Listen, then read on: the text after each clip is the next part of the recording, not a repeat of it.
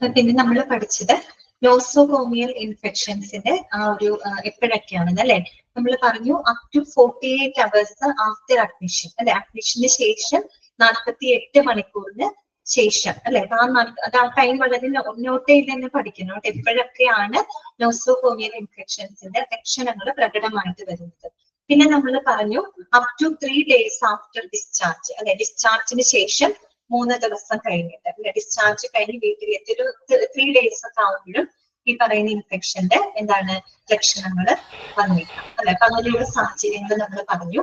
പിന്നെ കോമൺ ആയിട്ട് കണ്ടുവരുന്ന ഹോസ്പിറ്റൽ അക്വയർഡ് ഇൻഫെക്ഷൻ അഥവാ നോസോകോമിയൽ ഇൻഫെക്ഷൻസ് ഏതൊക്കെയാണ് നമ്മൾ പറഞ്ഞു അല്ലെ. യൂറിനറി ട്രാക്ട് ഇൻഫെക്ഷൻസ് ഉണ്ട്, മെനിഞ്ചൈറ്റിസ് ഉണ്ട്, ഗ്യാസ്ട്രോ എൻട്രൈറ്റിസ് ഉണ്ട്, ന്യൂമോണിയ ഉണ്ട് അല്ലെ. ഇതൊക്കെ സർജിക്കൽ സൈറ്റ് ഇൻഫെക്ഷൻസ് ഒക്കെ കോമൺ ആയിട്ടുള്ള നോസോകോമിയൽ ഇൻഫെക്ഷൻ ആണ്. ശരിക്കും അതിൽ പറയുന്നത് ഏറ്റവും മോസ്റ്റ് കോമൺ ആയിട്ട് പറയുന്നത് ശരിക്കും യൂറിനറി ട്രാക്ട് ഇൻഫെക്ഷൻസ് ആണ്. യൂറിനറി ട്രാക്ട് ഇൻഫെക്ഷൻസ് ആണ് കൂടുതൽ മോസ്റ്റ് കോമൺ ആയിട്ട് പറയുന്നത്. പിന്നെ നമ്മൾ കണ്ടത് ഈ പറയുന്ന നോസോകോമിയൽ ഇൻഫെക്ഷൻസിന്റെ സിംറ്റംസുകൾ എന്തൊക്കെയാണ്, എന്തെല്ലാം ലക്ഷണങ്ങളാണ്. ഇതുവരെയാണ് നമ്മൾ കഴിഞ്ഞ ക്ലാസ്സിൽ പറഞ്ഞു നിർത്തിയത്. നമ്മൾ പറഞ്ഞു ഫീവർ ഉണ്ടായിരിക്കും, കഫ് ഉണ്ടായിരിക്കും, ഒരു ഫീലിംഗ് ഓഫ് സഫോക്കേഷൻ, നമുക്കൊരു ശ്വാസം മുട്ടുന്ന ഒരു പോലത്തെ ബുദ്ധിമുട്ടുകള്, പിന്നെ ഡിസ്ചാർജ് ഫ്രം ദ വൂണ്ട്, ഇതൊക്കെ അതിന് എക്സാമ്പിൾ ആണ്. ഹെഡ് ഏക്ക്, നോസിയ, വോമിറ്റിംഗ്, ഡയേറിയ, ഇങ്ങനെയുള്ള ലക്ഷണങ്ങളൊക്കെ പഠിച്ചു വെക്കുക കേട്ടോ, കൃത്യമായിട്ട് മനസ്സിലാക്കി വെക്കുക. ഇതുവരെയാണ് നമ്മൾ കഴിഞ്ഞ ക്ലാസ്സിൽ ഡിസ്കസ് ചെയ്തത്. ഓക്കെ, അപ്പൊ നമുക്ക് ഇന്നത്തെ ക്ലാസ്സിൽ അത് കണ്ടിന്യൂ ചെയ്യാം കേട്ടോ. ഞാൻ ഇന്ന് അൺമ്യൂട്ട് കൊടുക്കാണ്.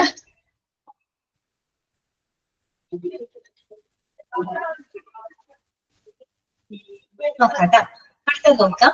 Sources of the infection in the hospital. ഇനി ഒരു ഹോസ്പിറ്റലില് ഈ പറയുന്ന ഇൻഫെക്ഷൻസിന്റെ സോഴ്സസ് എന്തൊക്കെയാണ്, എന്തെല്ലാം ഉറവിടങ്ങളിൽ നിന്നുമാണ് ഈ പറയുന്ന അണുബാധ ഏൽക്കുന്നത്, ഹോസ്പിറ്റലിൽ ഇത്തരം അണുബാധ ഉണ്ടാവുന്നത് ഏതെല്ലാം സോഴ്സുകളിൽ നിന്നാണ്. അപ്പൊ ആ ഒരു സോഴ്സുകളാണ് ഇവിടെ കൊടുത്തിരിക്കുന്നത്. ഏകദേശം ഒരു 9 എണ്ണം നിങ്ങൾക്ക് പഠിക്കാനുണ്ട്. 9 എണ്ണം നമ്മൾ കഴിഞ്ഞ ക്ലാസ്സിൽ നമ്മൾ ജസ്റ്റ് ക്ലാസ്സിൽ പറഞ്ഞു പോയ കാര്യങ്ങളാണ് കേട്ടോ. അപ്പൊ ഒന്നാമത്തെ പോയിന്റ് ഇതാണ്, അതർ പേഷ്യൻസ്. അതായത് മറ്റുള്ള രോഗികളിൽ നിന്ന് എന്തുണ്ടാവാം, അണുബാധ ഏൽക്കാം അല്ലെ. അതർ പേഷ്യൻസ് മറ്റുള്ള രോഗികളിൽ നിന്നുണ്ടാവാം. അതുപോലെ തന്നെ വിസിറ്റേഴ്സ് അല്ലെ, സന്ദർശകര്. നമുക്കറിയാം ഹോസ്പിറ്റലിലൊക്കെ അഡ്മിറ്റ് ആയിട്ട് കിടക്കുന്ന സമയത്ത് മിക്കവാറും നമ്മുടെ നാട്ടിലുള്ള ഒരു രീതിയാണ് അല്ലെ, ഹോസ്പിറ്റലിൽ അഡ്മിറ്റ് ആയിട്ട് കിടന്ന കുറെ ഫ്രൂട്ട്സ് ഒക്കെ ആയിട്ട് നമ്മളെ കാണാനായിട്ട് വിസിറ്റേഴ്സ് വരും അല്ലെ. അപ്പൊ അങ്ങനെയുള്ള വിസിറ്റേഴ്സിൽ നിന്നും എന്താണ് ഇത്തരം അണുബാധ നമുക്ക് ഉണ്ടാവും. പിന്നെ എന്താണ് ഹോസ്പിറ്റൽ പേഴ്സൺസ് അല്ലെ. ഹോസ്പിറ്റൽ പേഴ്സൺ എന്ന് പറയുന്നത് എന്താണ്, ഹോസ്പിറ്റൽ സ്റ്റാഫുകൾ തന്നെയാണ് ഉദ്ദേശിക്കുന്നത്. അതായത് ഈ പറയുന്ന ഡോക്ടേഴ്സ്, നഴ്സുമാര്, മറ്റുള്ള അനുബന്ധ മെഡിക്കൽ സ്റ്റാഫുകളിൽ നിന്നുമൊക്കെ നമുക്ക് ഈ പറയുന്ന അണുബാധ ഉണ്ടാകാനുള്ള സാധ്യതയുണ്ട്. നമ്മൾ തുടക്കമേ പറഞ്ഞു, ഒരു പേഷ്യന്റിന് മാത്രമല്ല ആർക്ക് വേണമെങ്കിലും, ഹോസ്പിറ്റലിൽ പ്രവർത്തിക്കുന്ന ആർക്ക് വേണമെങ്കിലും ഈ പറയുന്ന അണുബാധ ഉണ്ടാകാം അല്ലെ. അപ്പൊ അവരിൽ നിന്നുമൊക്കെ വരാം അല്ലെ, ഹോസ്പിറ്റൽ സ്റ്റാഫുകളിൽ നിന്ന് വരാം. പിന്നെന്താണ് സർജിക്കൽ പ്രൊസീജിയേഴ്സ് അല്ലെ. ഈ പറയുന്ന സർജിക്കൽ പ്രൊസീജിയറിന്റെ ഭാഗമായിട്ടും ഈ പറയുന്ന അണുബാധ ഉണ്ടാവാം. നമുക്കറിയില്ലേ, സർജറി ഒക്കെ കഴിഞ്ഞ് പിന്നെ കുറച്ച് ദിവസം 30 ദിവസത്തിനുള്ളിലാണെങ്കിൽ കൂടിയും ഇത്തരം ഇൻഫെക്ഷൻസ് വരാൻ സാധ്യതയുണ്ട്. ചിലപ്പോ ആ ഒരു സർജറി കഴിഞ്ഞ ഭാഗത്ത് തടിച്ചു കൊന്ന, അല്ലെങ്കിൽ അവിടെ നിന്ന് പസ് വരാം, അതിനെ തുടർന്ന് ഫീവർ വരാം, അതൊക്കെ അതിന് എക്സാമ്പിൾ ആണ് അല്ലെ. ഇപ്പൊ സർജിക്കൽ പ്രൊസീജിയേഴ്സിലൂടെ സംഭവിക്കാം. അതുപോലെ തന്നെ എയർ ഒരു നല്ല സോഴ്സ് ആണ്. വായുവിലൂടെ നമുക്ക് ഇത്തരം അണുബാധ ഉണ്ടാകും അല്ലെ. പിന്നെന്താണ് വാട്ടർ ഓർ ഫുഡ്, വെള്ളത്തിലൂടെയും ഭക്ഷണത്തിലൂടെയും ഒക്കെ ഈ പറയുന്ന അണുബാധ ഉണ്ടാവാം. ഇതൊക്കെ നമുക്ക് പരിചയമുള്ളതാണ്. അടുത്തൊന്ന് ശ്രദ്ധിക്കാം കേട്ടോ. Patients normal flora. Patients normal flora എന്താണ്, പേഷ്യൻസ് നോർമൽ ഫ്ലോറ എന്നതുകൊണ്ട് ഉദ്ദേശിക്കുന്നത് എന്താണ്? അതായത് നമ്മള് ഞാൻ കഴിഞ്ഞ ക്ലാസ്സിൽ പറഞ്ഞിരുന്നു, അതായത് ചില രോഗാണുക്കള് നമ്മുടെ എന്താ പറയാ ശരീരത്തിനകത്ത് തന്നെ ജീവിക്കുന്ന ചില മൈക്രോ ഓർഗാനിസംസ് ഉണ്ട് അല്ലെ. ചില സൂക്ഷ്മ രോഗാണുക്കള് നമ്മുടെ ശരീരത്തിനകത്ത് തന്നെ ജീവിക്കുന്നുണ്ട്. ചിലതരം ബാക്ടീരിയ, വൈറസുകള്, പാരസൈറ്റ്സുകള്, ഫംഗസുകളൊക്കെ ഒരു ഹെൽത്തിയസ്റ്റ് എന്താ പറയാ ആളുടെ ശരീരത്തിനകത്ത് തന്നെ വസിക്കുന്നുണ്ട്. അപ്പൊ അങ്ങനെയുള്ള മൈക്രോ ഓർഗാനിസംസുകള് ക്രമാതീതമായിട്ട് വർദ്ധിച്ചാല് അതുവഴിയായിട്ടും നമുക്ക് ഈ പറയുന്ന നോസോകോമിയൽ ഇൻഫെക്ഷൻ ഉണ്ടാവാനായിട്ട് സാധ്യതയുണ്ട്. അതിനെയാണ് നമ്മുടെ പേഷ്യൻസ് നോർമൽ ഫ്ലോറ എന്ന് പറയുന്നത്. ഞാൻ എൻഡോജിനസ് ഏജൻസ് ആണെന്ന് പറഞ്ഞില്ലേ, എൻഡോജിനസ് ആണെന്ന് പറഞ്ഞത് അതായത് ഒരാളുടെ ശരീരത്തിനകത്ത് തന്നെയുള്ള സൂക്ഷ്മ രോഗാണുക്കൾ മൂലം നമുക്ക് ഈ അസുഖം ഉണ്ടാവും. അതിന് നമ്മൾ എൻഡോജിനസ് ഏജൻസ് എന്നാണ് പറയുക. അത് അയാളുടെ ശരീരത്തിൽ തന്നെയുള്ള മൈക്രോ ഓർഗാനിസംസ് മൂലം ഉണ്ടാവുന്നതാണ്. അത് തന്നെയാണ് ഇത് പേഷ്യൻസ് നോർമൽ ഫ്ലോറ എന്ന് ഉദ്ദേശിക്കുന്നത് കേട്ടോ.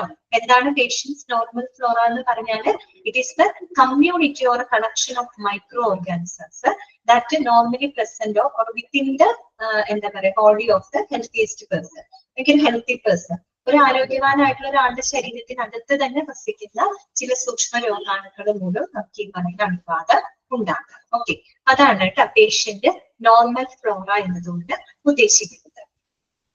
അടുത്തത് എന്താണ്? ഫോമൈറ്റ് കണ്ടാമിനേഷൻ. എന്താണ് ഫോമൈറ്റ് കണ്ടാമിനേഷൻ? എന്താണ് ഫോമൈറ്റ് എന്ന് പറഞ്ഞാൽ ഉദ്ദേശിക്കുന്നത്? നിർജീവമായിട്ടുള്ള വസ്തുക്കളാണ്. ഇപ്പൊ കണ്ടാമിനേറ്റഡ് ആയിട്ടുള്ള നിർജീവമായിട്ടുള്ള വസ്തുക്കളാണെങ്കിൽ and growth of micro organisms, and growth of micro organisms, growth ആണ് ഉദ്ദേശിച്ചത്.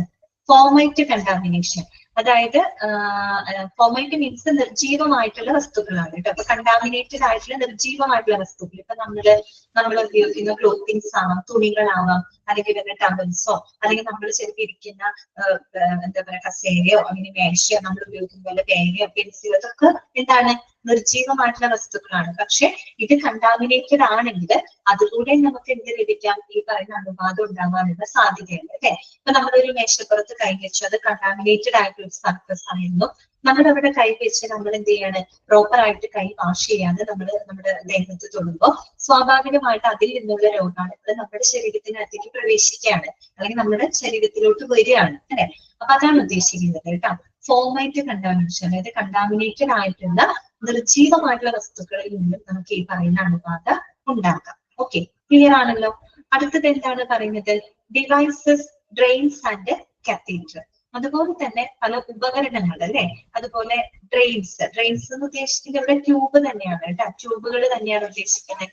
നമ്മൾ ഈ പറയുന്ന നമ്മുടെ ബോഡി ക്യാവിറ്റിയിൽ നിന്ന് അല്ലെങ്കിൽ ചിലപ്പോൾ മുറിവിൽ നിന്നൊക്കെ ബ്ലഡിനെയും അല്ലെങ്കിൽ പറയുന്ന പഴുപ്പിനെയൊക്കെ നമുക്ക് റിമൂവ് ചെയ്യാനായിട്ടൊക്കെ ഉപയോഗിക്കുന്ന, ചില സക്ക് ചെയ്യാനായിട്ടൊക്കെ ഉപയോഗിക്കുന്ന ചില ട്യൂബുകളൊക്കെ ഉണ്ടായിരിക്കും കേട്ടോ. അതാണ് നമ്മുടെ ഡ്രെയിൻസ് എന്ന് ഉദ്ദേശിക്കുന്നത് ഇവിടെ ട്യൂബ് തന്നെയാണ്. അപ്പൊ അത്തരം ട്യൂബുകൾ വഴിയായിട്ട്. പിന്നെ കത്തീറ്റർ നമുക്കറിയാലോ, it's A small flexible tube ആണ്.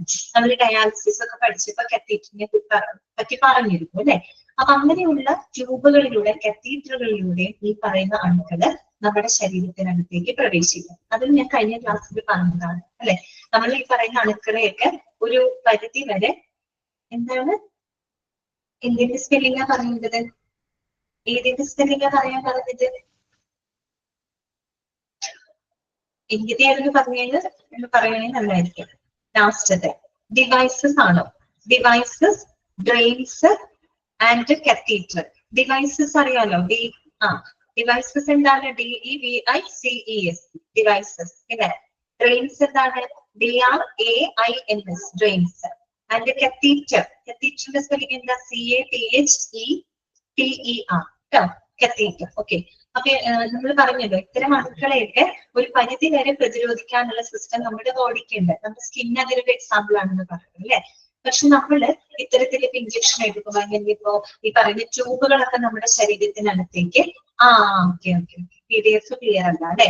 ഓക്കെ, മനസ്സിലായി. PDF ക്ലിയർ അല്ലാത്തതുകൊണ്ടാണ് അല്ലെ.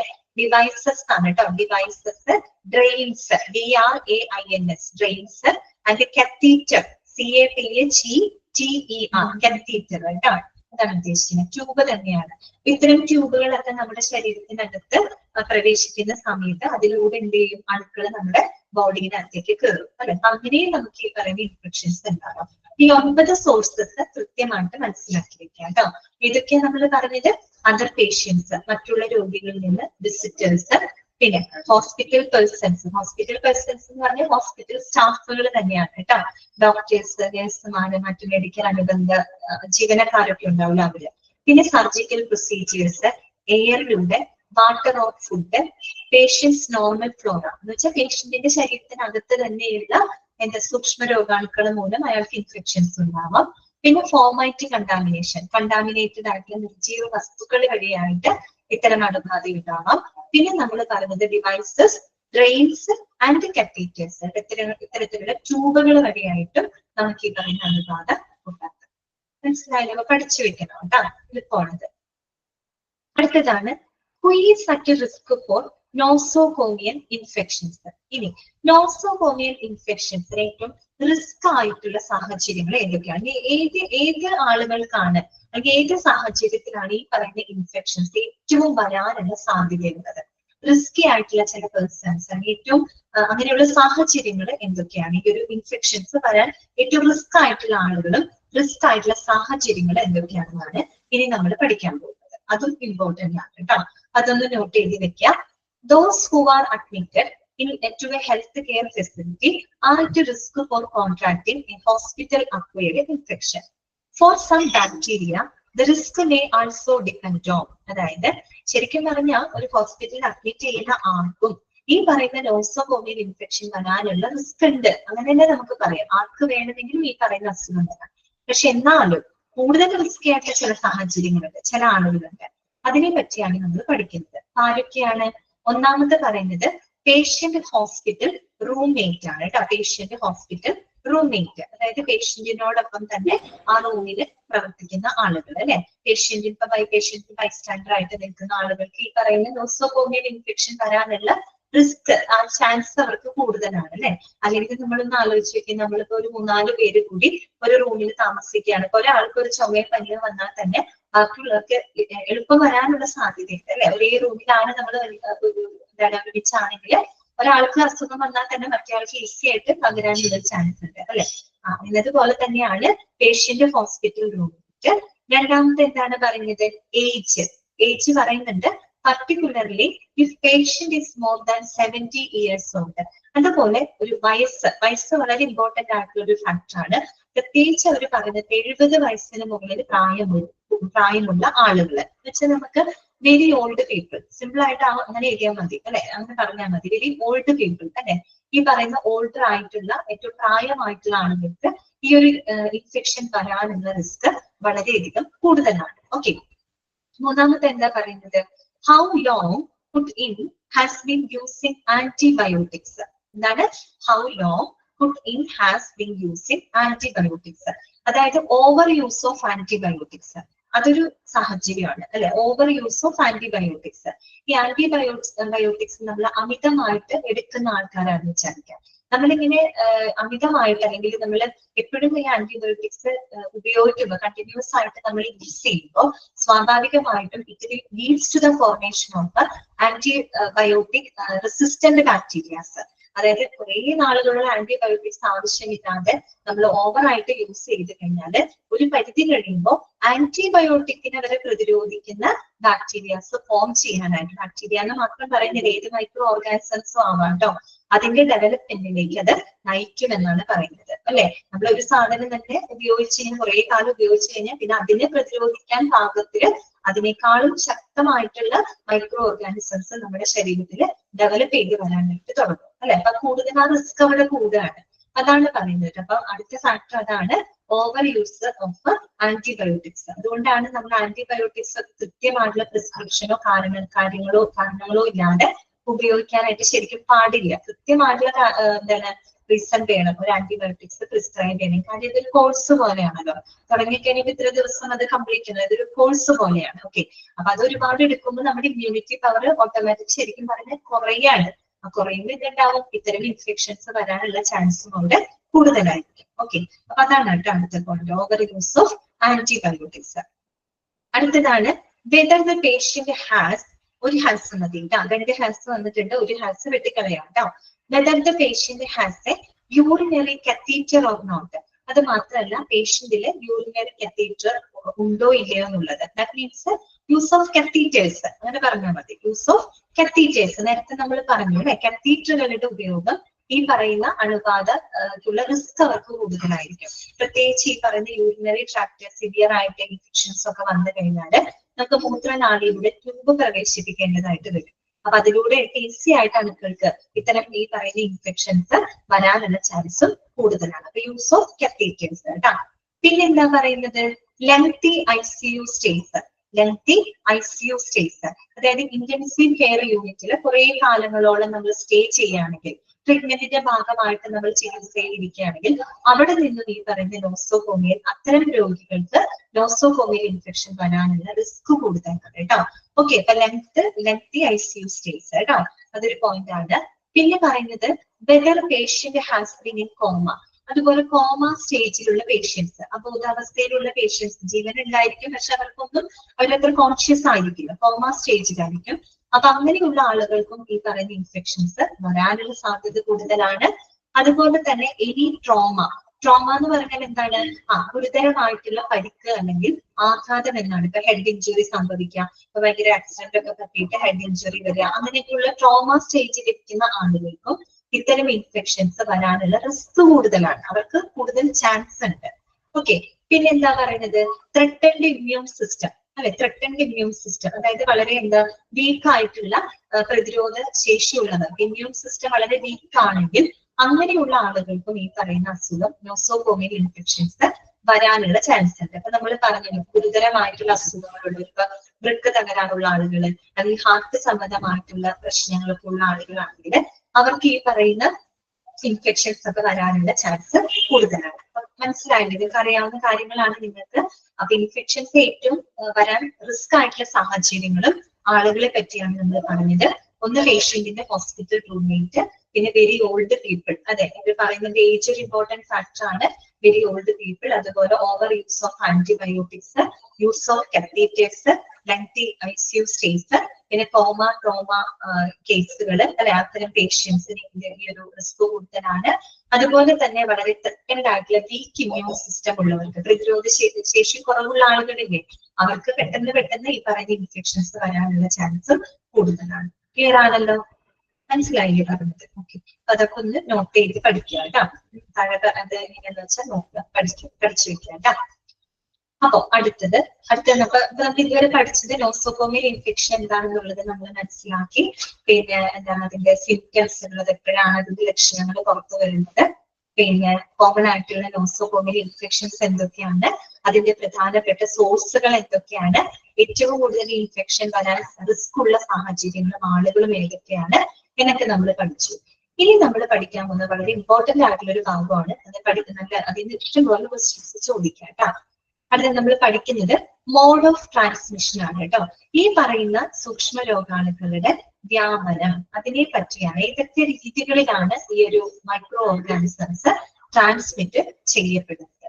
ഓക്കെ, അതിനെ പറ്റിയാണ്. അതാണ് മോഡ് ഓഫ് ട്രാൻസ്മിഷൻ. ട്രാൻസ്മിഷൻ മെത്തേഡുകളാണ് ഇനി നമ്മൾ പഠിക്കാനായിട്ട് പോകുന്നത്. അത് 5 എണ്ണം നമുക്ക് പഠിക്കാനുണ്ട്. There are 5 modes of transmission. 5 modes of transmission ആണ് നിങ്ങൾക്ക് പഠിക്കാനായിട്ടുള്ളത്. ഒന്ന് എന്താണ്? Contact transmission. ഫസ്റ്റ് വൺ എന്താണ്? Contact transmission. സെക്കൻഡ് വൺ പറയുന്നത് ഡ്രോപ്ലെറ്റ് ട്രാൻസ്മിഷൻ. എന്താണ്? Droplet transmission. തേർഡ് വൺ എന്താണ്? Airborne transmission. എന്താണ്? എയർ ബോൺ ട്രാൻസ്മിഷൻ, അതായത് വായുവിലൂടെ പകരുന്ന, വായുവിലൂടെ എന്ത് സംഭവിക്കാം? ഈ പറയുന്ന മൈക്രോ ഓർഗാനിസംസ് ഒക്കെ സ്പ്രെഡ് ആവാം. പിന്നെ വരുന്നത് common vehicle transmission. And fifth one പറയുന്നത് വെക്ടർ ബോൺ ട്രാൻസ്മിഷൻ. ഇതാണ് 5 മോഡ് ഓഫ് ട്രാൻസ്മിഷൻസ് നമുക്ക് പഠിക്കാനായിട്ടുള്ളത്. ഏതൊക്കെയാണ് നമ്മൾ പറഞ്ഞത്? കോണ്ടാക്ട് ട്രാൻസ്മിഷൻ, പിന്നെ അടുത്തെന്തായിരുന്നു? ഡ്രോപ്ലെറ്റ് ട്രാൻസ്മിഷൻ, മൂന്നാമത്തെ എന്തായിരുന്നു? എയർ ബോൺ ട്രാൻസ്മിഷൻ, നാലാമത്തെ എന്താണ്? വെക്ടർ ബോൺ ട്രാൻസ്മിഷൻ, ആൻഡ് അഞ്ചാമത്തെ എന്താണ് പറയുന്നത്? Common vehicle transmission. അങ്ങോട്ട് മാറിപ്പോയിട്ടുണ്ട് സംഭവം. 5 മോഡ് ഓഫ് ട്രാൻസ്മിഷൻസ് നമുക്ക് പഠിക്കാനുണ്ട്. ഇനി ഓരോന്ന് എന്താന്നുള്ളത് നമുക്ക് നോക്കാം. ഇതൊക്കെ നമുക്ക് അറിയാവുന്നതാണ് കേട്ടോ, എല്ലാം അറിയാവുന്ന കാര്യങ്ങളാണ്. നമുക്ക് നോക്കാം. കോണ്ടാക്ട് ട്രാൻസ്മിഷൻ അഥവാ കോണ്ടാക്ട് ഓഫ് ഹാൻഡ് ഫോൺ അല്ല, ഹാൻഡ് ബോൺ ആണ് കേട്ടോ. ബി ആണെങ്കിൽ HORNE ഹോൺ അല്ല, BORNE വഹിക്ക എന്നുള്ള അർത്ഥമാണ് കേട്ടോ. മോസ്റ്റ് കോമൺ ആണ്. ഏറ്റവും ഒരു ക്വസ്റ്റ്യൻ വേണമെങ്കിൽ എന്താ പറയുക ചോദിക്കാം. ഏറ്റവും മോസ്റ്റ് കോമൺ ആയിട്ടുള്ള മോഡ് ഓഫ് ട്രാൻസ്മിഷൻ എന്താണ്? ഏതാണ്? കോണ്ടാക്ട് ട്രാൻസ്മിഷൻ ആണ്. നമ്മൾ 5 മോഡ് പഠിച്ചില്ലേ? 5 മോഡിനകത്ത് ഏറ്റവും most common mode of transmission ഏതാണെന്ന് ചോദിക്കുകയാണെങ്കിൽ അതിന് ഉത്തരം ഏതാണ്? അത് കോണ്ടാക്ട് ട്രാൻസ്മിഷൻ ആണ് കേട്ടോ. സമ്പർക്കത്തിലൂടെ വരുന്ന എന്താണ്? രോഗവ്യാപനമാണ് കേട്ടോ, അത്തരത്തിലുള്ളതാണ്. അപ്പൊ അതാണ് അതിനകത്ത് നമുക്കറിയാം കോണ്ടാക്ട് ട്രാൻസ്മിഷൻ ഉണ്ട്. ഈ കോണ്ടാക്ട് ട്രാൻസ്മിഷനെ തന്നെ നമുക്ക് രണ്ടായിട്ട് സബ് ഡിവൈഡ് ചെയ്യാം. ഓക്കെ, കോണ്ടാക്ട് ട്രാൻസ്മിഷൻ ഏറ്റവും കോമൺ ആയിട്ടുള്ള ഒരു മോഡ് ഓഫ് ട്രാൻസ്മിഷൻ ആണ്. അതിനെ നമുക്ക് രണ്ടായിട്ട് സബ് ഡിവൈഡ് ചെയ്യാം. ഏതൊക്കെയാണ്? ഡയറക്റ്റ് കോണ്ടാക്ട് ട്രാൻസ്മിഷനും ഇൻഡയറക്റ്റ് കോണ്ടാക്ട് ട്രാൻസ്മിഷൻ. ഏതൊക്കെയാണ്? ഡയറക്റ്റ് കോണ്ടാക്റ്റും ഇൻഡയറക്റ്റ് കോണ്ടാക്റ്റും. അപ്പൊ നമുക്ക് നോക്കാം. ഇത് വായിക്കാണ്ട് തന്നെ നമുക്ക് ചിന്തിച്ചാൽ തന്നെ അറിയാം അല്ലെ. എന്തായിരിക്കും ഡയറക്റ്റ് കോണ്ടാക്ട് എന്ന് പറയുമ്പോൾ? എന്തായിരിക്കും? ഡയറക്റ്റ് നേരിട്ട് സമ്പർക്കം വരുവാണ് അല്ലെ. നേരിട്ട് സമ്പർക്കം വരുന്നതാണ് direct contact. That means the transmission of micro organisms from one person to another person through physical contact. That means direct physical contact അല്ലെ. നേരിട്ട് ഈ പറയുന്ന ഫിസിക്കൽ കോണ്ടാക്റ്റിലൂടെ എന്ത് സംഭവിക്കുകയാണ്? അണുക്കള് ഒരു വ്യക്തിയിൽ നിന്ന് മറ്റൊരു വ്യക്തിയിലേക്ക് ട്രാൻസ്മിറ്റ് ചെയ്യപ്പെടുകയാണ് അല്ലെ. എന്ന് പറയുമ്പോൾ ഇപ്പൊ നമ്മൾ ഹാൻഡ് ഷേക്ക് ചെയ്യുമ്പോൾ അല്ലെ, മറ്റൊരാൾക്ക് നമ്മൾ ഹാൻഡ് ഷേക്ക് ചെയ്യുമ്പോഴോ അല്ലെങ്കിൽ അവരുമായിട്ട് ഫിസിക്കൽ കോണ്ടാക്ട് വരുന്ന ഏതൊരു സാഹചര്യവും മൂലവും ഈ പറയുന്ന എന്താണ് ട്രാൻസ്മിഷൻ നടക്കാം അല്ലെ. അതാണ് ഡയറക്റ്റ് കോണ്ടാക്ട് എന്നതുകൊണ്ട് ഉദ്ദേശിക്കുന്നത്. നമുക്ക് ജസ്റ്റ് ഒന്ന് വായിക്കാം. Direct contact transmission. This consists of a direct surface to body surface contact. Okay, direct surface to body surface contact and a physical shifting of microorganisms between a host and an infected colonized. എന്ന് പറഞ്ഞു കഴിഞ്ഞാൽ ഇവിടെ എന്താണ്? ഈ പറയുന്ന infected വ്യക്തിയുമായിട്ട് നേരിട്ട് സമ്പർക്കം വരുന്നത്, ഡയറക്റ്റ് ബോഡി സർഫസ് കോണ്ടാക്ട് വരുന്നതിന്റെ ഭാഗമായിട്ട് എന്ത് സംഭവിക്കുകയാണ്? രോഗാണുക്കള് ഈ പേഷ്യന്റിൽ നിന്നും അല്ലെങ്കിൽ ഇൻഫെക്റ്റഡ് പേഴ്സൺസിൽ നിന്നും മറ്റൊരാളിലേക്ക് ട്രാൻസ്മിറ്റ് ചെയ്യപ്പെടുകയാണ് അല്ലെ. ആരാണ് ഹോസ്റ്റ് എന്ന് പറഞ്ഞാല്? ഇവര് പറയുന്നത് between host and infected person. Host എന്ന് പറഞ്ഞാൽ എന്താണ്? രോഗാണുക്കള് പ്രവേശിക്കുന്ന ആ ബോഡി ഉണ്ടല്ലോ, അവരെയാണ് ഹോസ്റ്റ് എന്ന് പറഞ്ഞാൽ. ആതിഥേയർ എന്നൊക്കെ നമുക്ക് പറയാം അല്ലെ. രോഗാണു പ്രവേശിക്കുന്ന ആ ബോഡി ഉണ്ടല്ലോ, ആ ശരീരത്തിനെയാണ് അവിടെ ഹോസ്റ്റ് എന്ന് പറയുന്നത്. അപ്പൊ ഇൻഫെക്റ്റഡ് പേഴ്സണിൽ നിന്ന് ഈ പറയുന്ന രോഗാണുക്കള് ആരുടെ ശരീരത്തിലോട്ട് പോകുന്ന ഹോസ്റ്റിലേക്ക് പ്രവേശിക്കുകയാണ് അല്ലെ. എക്സാമ്പിൾ പറയുന്നുണ്ട്. such as when a person turns a patient. ഇപ്പൊ ഒരു പേഷ്യന്റിന് ഒരു വ്യക്തി ഇപ്പൊ മറച്ചോ അല്ലെങ്കിൽ തിരിച്ചു കിടക്കുന്ന സമയത്ത് ഡയറക്റ്റ് ഫിസിക്കൽ കോണ്ടാക്ട് വരികയാണ് അല്ലെ. അപ്പൊ അവരിലൂടെയാണ് ബാധ ഉണ്ടാവുക. അതുപോലെ ഗീവ്സ് എ ബാത്ത്, അപ്പൊ അവരെ രോഗിയെ ശുശ്രൂഷിക്കുന്ന സമയത്ത്, രോഗിയെ കുളിപ്പിക്കുന്ന സമയത്ത്, or does other patient care jobs that need direct personal contact. ആ രീതിയിൽ ഡയറക്റ്റ് പേഴ്സണൽ കോണ്ടാക്ട് വരുന്ന മറ്റ് ഏത് പരിചരണ ജോബുകൾക്കും എന്ന് വെച്ചാൽ ഡയറക്റ്റ് ഫിസിക്കൽ കോണ്ടാക്ട് വരുന്ന ഏതൊരു പേഷ്യന്റ് കെയർ ജോബ്സിലൂടെ ഈ പറയുന്ന എന്താണ് അണുക്കള് ട്രാൻസ്മിറ്റ് ചെയ്യപ്പെടാനുള്ള സാധ്യതയുണ്ട്. ഇത് നിങ്ങൾക്ക് എന്നെ ആലോചിച്ചാൽ അറിയാം. ഡയറക്റ്റ് കോണ്ടാക്ട് ട്രാൻസ്മിഷൻ ഇത്രയും മനസ്സിലാക്കിയാൽ മതി. Transmission of micro organisms, that means bacteria, virus, fungus or parasites that from one person to another person through physical contact, direct physical contact. Okay, clear ആണല്ലോ പറഞ്ഞത്. അടുത്തതാണ് ഇൻഡയറക്റ്റ് കോണ്ടാക്ട് ട്രാൻസ്മിഷൻ.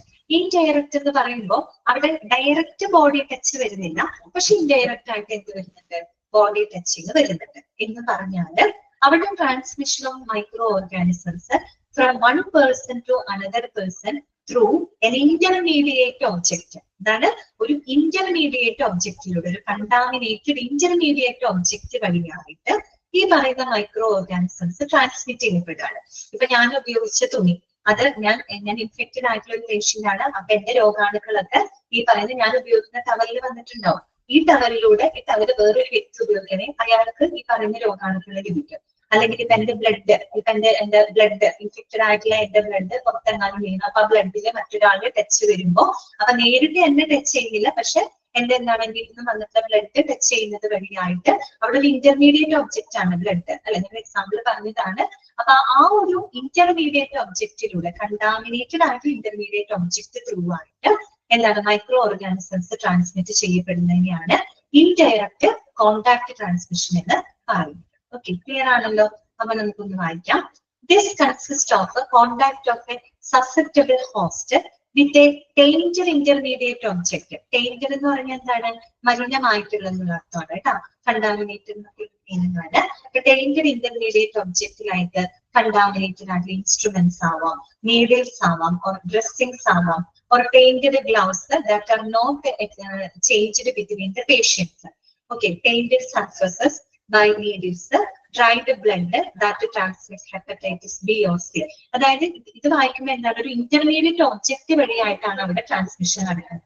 അത് ചിലപ്പോൾ contaminated ആയിട്ടുള്ള എന്തെങ്കിലും ഇൻസ്ട്രുമെന്റ്സ് ആവാം, needles ആവാം, syringe വഴിയായിട്ടാവാം, അല്ലെങ്കിൽ മറ്റേതെങ്കിലും ഡ്രസ്സിങ്സ് ക്ലോത്തിങ്സ് വഴിയായിട്ടാവാം.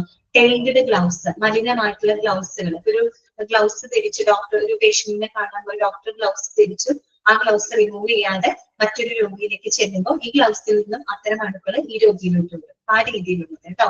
അപ്പൊ gloves that are not changed between patients. പിന്നെ tiled surfaces by needles, dried ആയിട്ടുള്ള ബ്ലഡ് സ്റ്റെയിനുകൾ, ബ്ലഡിന്റെ കറകളൊക്കെ ഉള്ള അതൊക്കെ ആയിട്ട് സമ്പർക്കം വരുമ്പോൾ അതിലൂടെ ഈ പറയുന്ന ഇൻഫെക്ഷൻസ് ഒക്കെ വരാനുള്ള ചാൻസ് കൂടുതലാണ്. അത്രയുള്ളൂ. കോണ്ടാക്ട് ട്രാൻസ്മിഷൻ രണ്ട് ടൈപ്പാണ്, ഡയറക്റ്റ് ഉണ്ട്, ഇൻഡയറക്റ്റ് ഉണ്ട്. ഡയറക്റ്റ് എന്ന് പറയുന്നത് ത്രൂ ഫിസിക്കൽ കോണ്ടാക്റ്റിലൂടെ, ഇൻഡയറക്റ്റ് എന്ന് പറയുന്നത് ത്രൂ ഇന്റർമീഡിയറ്റ് ഒബ്ജക്റ്റിലൂടെ ആ രീതിയിൽ കോണ്ടാക്ട് വരികയാണ്. ഡയറക്റ്റ് രോഗിയായിട്ട് കോണ്ടാക്ട് അല്ല, പക്ഷെ ത്രൂ ഇന്റർമീഡിയറ്റ് ഒബ്ജക്റ്റ് വഴിയായിട്ടാണ് അവിടെ കോണ്ടാക്ട് വരുന്നത്. അങ്ങനെ അണുവ്യാപനം നടക്കുന്നത്. അതാണ് ഇൻഡയറക്റ്റ് കോണ്ടാക്ട് ട്രാൻസ്മിഷൻ. ക്ലിയർ ആണല്ലോ? ഇനി പഠിക്കുക ഏറ്റവും മോസ്റ്റ് കോമൺ ആയിട്ടുള്ള മോഡ് ഓഫ് ട്രാൻസ്മിഷൻ ഏതാണെന്ന് ചോദിച്ചാൽ അത് കോണ്ടാക്ട് ട്രാൻസ്മിഷൻ. ക്ലിയർ ആണല്ലോ? അടുത്തത് ഡ്രോപ്ലെറ്റ് ട്രാൻസ്മിഷൻ. എന്താണ് ഡ്രോപ്ലെറ്റ് ട്രാൻസ്മിഷൻ? രണ്ടാമത്തെ മോഡാണ്. ഡ്രോപ്ലെറ്റ്സ് എന്ന് പറയുന്നത് നമ്മുടെ ശരീരത്തിൽ നിന്ന് നമ്മൾ പോലും അറിയാതെ നമ്മൾ ചുമയ്ക്കുമ്പോൾ അല്ലെങ്കിൽ നമ്മൾ തുമ്മുമ്പോൾ നമ്മൾ സംസാരിക്കുമ്പോഴൊക്കെ നമ്മൾ പോലും അറിയാതെ നമ്മുടെ ശരീരത്തിൽ നിന്ന് പോകുന്ന ചില ഡ്രോപ്ലെറ്റ്സുകൾ ഉണ്ട് അല്ലെ, വായുവിലോട്ട് പോകുന്ന ചില ഡ്രോപ്ലെറ്റ്സുകൾ ഉണ്ട്. അപ്പൊ അതുവഴിയായിട്ട് നമുക്ക് എന്ത് സംഭവിക്കാം? ഈ പറയുന്ന ട്രാൻസ്മിഷൻ ഉണ്ടാവും. അപ്പൊ നമ്മളിപ്പോ കൊറോണ ഫേസ് ചെയ്ത ആൾക്കാരുണ്ട്. എന്തുകൊണ്ടാണ് നമ്മൾ മാസ്ക് ഒക്കെ വെച്ചത്? എന്തുകൊണ്ടാണ്? നമ്മളിലുള്ള ഡ്രോപ്ലെറ്റ്സുകളൊന്നും പുറത്തോട്ട് പോവാതിരിക്കാൻ വേണ്ടിയിട്ടാണ് അല്ലെ. അപ്പൊ ഇത്രയുള്ളൂ transmission of micro organisms through droplets. ഡ്രോപ്ലെറ്റിലൂടെ എന്ത് ചെയ്യപ്പെടുകയാണ്? ഈ പറയുന്ന മൈക്രോ ഓർഗാനിസംസ് ട്രാൻസ്മിറ്റ് ചെയ്യപ്പെടുകയാണ്. That is called droplet transmission. Okay, അപ്പൊ നമുക്ക് വായിക്കാം. The transmission happens when droplets that contain microbes from the infected person are pushed a short distance through the air and deposited on the patient's body. അപ്പൊ ശരിക്കും പറഞ്ഞ എന്താണ്? അവിടെ ഈ പറയുന്ന ഇൻഫെക്റ്റഡ് ആയിട്ടുള്ള മൈക്രോ ഓർഗാനിസംസ് ഒക്കെ ഉള്ള ആ ഒരു ഡ്രോപ്ലെറ്റ്സ് വഴിയായിട്ട് എന്ത് ചെയ്യപ്പെടാണ്? ട്രാൻസ്മിഷൻ നടക്കുകയാണ്. ഇൻഫെക്റ്റഡ് പേഴ്സന്റെ ഡ്രോപ്ലെറ്റ്സുകൾ മറ്റൊരു ആളുകളിലേക്ക് എത്തുന്നത് വഴിയായിട്ട് ട്രാൻസ്മിഷൻ നടക്കും. Okay, it is made from coughing. That droplets are generated from the source person and during the performance of certain procedures such as bronchoscopy. അപ്പൊ എങ്ങനെയൊക്കെയാണ് ഈ ഡ്രോപ്ലെറ്റ്സുകൾ പ്രൊഡ്യൂസ് ചെയ്യപ്പെടുന്നത്?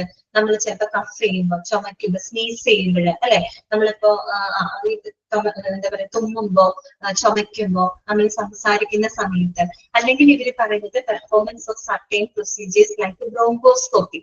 ബ്രോങ്കോസ്കോപ്പി പോലെയുള്ള ചില പ്രൊസീജിയറുകളൊക്കെ ചെയ്യുന്നതിന്റെ ഭാഗമായിട്ടൊക്കെ ഇത്തരം ഡ്രോപ്ലെറ്റ്സുകൾ എന്ത് ചെയ്യപ്പെടാം? ശരീരത്തിന്റെ പുറത്തേക്ക് വരാം അല്ലെ. ബ്രോങ്കോസ്കോപ്പി എന്താണ്? നിങ്ങൾ എൻഡോസ്കോപ്പി എന്ന് കേട്ടിട്ടുണ്ടാവും അല്ലെ. നമ്മുടെ ഉദര സംബന്ധമായിട്ടുള്ള പ്രശ്നങ്ങളൊക്കെ എന്താണ് കണ്ടുപിടിക്കാനായിട്ട്, വിഷ്വലൈസ് ചെയ്യാനായിട്ട് ഉപയോഗിക്കുന്ന ഒരു മെത്തേഡാണ് അല്ലെ എൻഡോസ്കോപ്പി എന്ന് പറയുന്നത്. അതുപോലെ തന്നെയാണ് ബ്രോങ്കോസ്കോപ്പി. ബ്രോങ്കോസ്കോപ്പി പക്ഷെ എന്തായിരിക്കും? ബ്രോങ്കൈറ്റിസ്, ബ്രോങ്കോ എന്നുള്ള വാക്ക് എന്തുമായിട്ട് റിലേറ്റഡ് ആണ്? ലങ്സ് ആയിട്ട് റിലേറ്റഡ് ആണ് അല്ലെ, ശ്വാസകോശവുമായിട്ട് ബന്ധപ്പെട്ടതാണ്. തൊണ്ടയിലല്ല, ശ്വാസകോശമാണ് കേട്ടോ ഉദ്ദേശിക്കുന്നത്. ലെൻസ് ആണ്, ലെൻസ് എക്സാമിനേഷൻ ടൂൾസ് ആണ് കേട്ടോ. അപ്പൊ നമ്മളുടെ ശ്വാസകോശ സംബന്ധമായിട്ടുള്ള പ്രശ്നങ്ങൾ കണ്ടെത്താനായിട്ട് എൻഡോസ്കോപ്പി പോലെ തന്നെ ഉപയോഗിക്കുന്ന ഒരു പ്രൊസീജിയർ ആണ് കേട്ടോ ബ്രോങ്കോസ്കോപ്പി എന്ന് പറഞ്ഞാൽ. അതുപോലെ തന്നെ ഒരു എന്താ പറയാ ഓക്കെ, ബ്രോങ്കോസ്കോപ്പി നിങ്ങൾക്ക് അറിയാമല്ലോ. അപ്പൊ ഞാൻ പറഞ്ഞതിന്റെ കാര്യമില്ല. ഇതുപോലെ തന്നെ ചെറിയ ട്യൂബ് ഉണ്ടായിരിക്കും എൻഡോസ്കോപ്പി പോലെ തന്നെ. അപ്പൊ അതിനകത്തൊരു ലൈറ്റും ക്യാമറയൊക്കെ ഉണ്ടാവും. അപ്പൊ നമ്മുടെ ശരീരത്തിന്റെ ഉള്ളിലേക്ക് അത് കടത്തി വെക്കും അല്ലെ. അപ്പൊ അങ്ങനെ എന്നിട്ട് അത് വിഷ്വലൈസ് ചെയ്ത് നമുക്ക് കാണാനായിട്ട് സാധിക്കും. അപ്പൊ അങ്ങനെയുള്ള പ്രൊസീജിയറുകളൊക്കെ ചെയ്യുമ്പോൾ സ്വാഭാവികമായിട്ട് ഇത്തരം ഡ്രോപ്ലെറ്റ്സുകളൊക്കെ പുറത്തോട്ട് വരാം അല്ലെ, ചാൻസ് ഉണ്ട്. അപ്പൊ അങ്ങനെ എന്ത് നടക്കുന്നു? മൈക്രോ ഓർഗാനിസംസിന്റെ ട്രാൻസ്മിഷൻ നടക്കും. നിങ്ങൾ ഇത്രയും പഠിച്ചാൽ മതി. Transmission of micro organism from one person to another person through droplets. Droplets എങ്ങനെയാ പ്രൊഡ്യൂസ് ചെയ്യപ്പെടുന്നത്? കഫിങ്, സ്നീസിങ് അല്ലെ, ഇങ്ങനെയൊക്കെയാണ് എന്ത് ഡ്രോപ്ലെറ്റുകൾ പ്രൊഡ്യൂസ് ചെയ്യപ്പെടുന്നത്. ക്ലിയർ ആണല്ലോ? അടുത്തതാണ് എയർബോൺ ട്രാൻസ്മിഷൻ. എന്താണ് എയർബോൺ ട്രാൻസ്മിഷൻ? ഈ എയർബോൺ ട്രാൻസ്മിഷൻ എന്ന് പറഞ്ഞാൽ ഏതുപോലെ തന്നെയാണ്? ഡ്രോപ്ലെറ്റ് ട്രാൻസ്മിഷൻ പോലെ തന്നെയാണ്.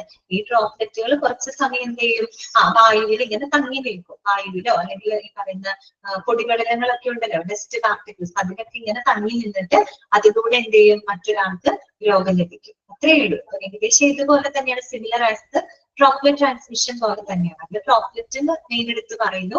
ഇവിടെ എയറിലൂടെ അല്ലെ, എയർ ബോൺ എന്ന് വെച്ചാൽ വഹിക്കാം കേട്ടോ, വായുവിലൂടെ വരുന്ന ട്രാൻസ്മിഷൻ ആണ്. ഏറ്റവും നല്ല എക്സാമ്പിൾ ഏതാ കോവിഡ് നമ്മൾ അനുഭവിച്ചല്ലേ, കൊറോണ, അത് ഏറ്റവും നല്ലൊരു എക്സാമ്പിൾ ആണ് അല്ലെ. ഓക്കെ, അപ്പൊ നോക്കിയേ, dissemination can be either airborne droplet nuclei, ബ്രാക്കറ്റിൽ കൊടുത്തിട്ടുണ്ട്, a small particle residue of droplets that contain micro organisms which remain suspended in the air for long period of time, or dust particles that contain the infectious agents. എന്താണ് ഡിസെമിനേഷൻ എന്ന വാക്കിന്റെ അർത്ഥം എന്താ? ഡിസെമിനേഷൻ എന്ന് പറഞ്ഞാൽ എന്താണ്? വ്യാപനമാണ് ഉദ്ദേശിക്കുന്നത് അല്ലെ, വ്യാപനം, സ്പ്രെഡിങ്ങിനെയാണ് കേട്ടോ ഡിസെമിനേഷൻ എന്ന് പറയുന്നത്. Dissemination can be either airborne droplet nuclei, ഈ പറയുന്ന വായുവിലൂടെ. നമ്മൾ നേരത്തെ ഡ്രോപ്ലെറ്റ് പഠിച്ചില്ലേ, ഈ ഡ്രോപ്ലെറ്റുകളിലെ ചെറിയ ചില അംശങ്ങൾ എവിടേക്ക് എത്തും? വായുവിലൂടെ എത്തും. അങ്ങനെ ഈ വായുവില് കുറെ അധികം സമയം അതിങ്ങനെ നിലനിൽക്കും. വായുവിൽ മാത്രമല്ല ഡസ്റ്റ് പാർട്ടിക്കിൾസിലൊക്കെ തങ്ങി നിൽക്കും. എന്നിട്ട് എന്തുണ്ടാവും? അതിലൂടെ മറ്റാളുകളിലേക്ക് ഈ പറയുന്ന മൈക്രോ ഓർഗാനിസംസ് ട്രാൻസ്മിറ്റ് ചെയ്തത്. അപ്പൊ അത്രയും വലിയ വ്യത്യാസം. ഡ്രോപ്ലെറ്റ് ട്രാൻസ്മിഷൻ ആകുമ്പോൾ കുറെ കൂടെ അവിടുത്തെ എന്താ പറയാ, ഡ്രോപ്ലെറ്റിന്റെ വലിപ്പം കൂടുതലായിരിക്കും. എയർബോൺ ട്രാൻസ്മിഷൻ എന്ന് പറയുമ്പോൾ ഇവിടെ പറയുന്നത് ഡ്രോപ്ലെറ്റ് ന്യൂക്ലിയൈലാണ് പറയുന്നത്. ഡ്രോപ്ലെറ്റ് ന്യൂക്ലിയൈലാണ് പറയുന്നത്. സ്മോൾ പാർട്ടിക്കിൾ റെസിഡ്യൂ, ഡ്രോപ്ലെറ്റിന്റെ ചെറിയ മൈക്രോ അംശങ്ങളൊക്കെ ഉണ്ടല്ലോ, അതൊക്കെ എയറിൽ തങ്ങി നിന്നിട്ട് അതിലൂടെ എയറിലൂടെ ട്രാൻസ്മിറ്റ് ചെയ്യപ്പെടുന്നു. അത്രയേ ഉള്ളൂ കേട്ടോ എയർബോൺ ട്രാൻസ്മിഷൻ. നിങ്ങൾക്ക് അറിയാവുന്നതാണ്, കൂടുതൽ എക്സ്പ്ലെയിൻ ചെയ്യേണ്ട കാര്യമില്ലല്ലോ, മനസ്സിലാക്കാവുന്നതാണ്. അടുത്ത എന്താണ്? Common vehicle transmission. എന്താണ് കോമൺ വെഹിക്കിൾ ട്രാൻസ്മിഷൻ? എന്താണ് കോമൺ വെഹിക്കിൾ ട്രാൻസ്മിഷൻ? അതായത് വെഹിക്കിൾ എന്താ? വാഹനമാണ്. വാഹനം എന്താ ചെയ്യുന്ന? ആളുകളെ വഹിച്ചുകൊണ്ട് പോകുന്നതാണ് അല്ലെ. എന്നതുപോലെ ഈ സൂക്ഷ്മ രോഗാണുക്കളെ വഹിച്ചുകൊണ്ട് പോകുന്ന കുറെ ആൾക്കാരുണ്ട്. നമ്മൾ നേരത്തെ ഒരു പോയിന്റ് പഠിച്ചത് ഓർമ്മയുണ്ട്, ഫോമൈറ്റ് കണ്ടാമിനേഷൻ എന്ന് പറഞ്ഞ് നമ്മൾ പഠിച്ചില്ലേ? അതായത് കണ്ടാമിനേറ്റഡ് ആയിട്ട് നിർജീവമായിട്ടുള്ള വസ്തുക്കള്, അത് തന്നെയാണ് ഇവിടെ ഉദ്ദേശിക്കുന്നത് കേട്ടോ, കോമൺ വെഹിക്കിൾ ട്രാൻസ്മിഷൻ. അതായത് this applies to microorganisms transmitted to the host by contaminated items like food, water, medications, devices and equipments. അല്ലെ, ഈ പറയുന്ന വെള്ളത്തിലൂടെ, ഭക്ഷണത്തിലൂടെ, അല്ലെങ്കിൽ രോഗികൾക്ക് കൊടുക്കുന്ന മരുന്നിലൂടെ, ഈ പറയുന്ന മറ്റേതെങ്കിലും എക്യുപ്മെന്റ്സിലൂടെ ഒക്കെ എന്ത് ചെയ്യപ്പെടാം? ഈ പറയുന്ന ഓർഗാനിസംസ് ട്രാൻസ്മിറ്റ് ചെയ്യപ്പെടാം. അതാണ് കോമൺ വെഹിക്കിൾ ട്രാൻസ്മിഷൻ എന്ന് പറയുന്നത്. ഓക്കെ, ക്ലിയർ ആയോ പറഞ്ഞത്? Transmission of micro organism through എന്താണ്? Contaminated food, water, medication, devices and equipment ആണെങ്കിൽ അതിനെ നമുക്ക് എന്ത് പറയാം?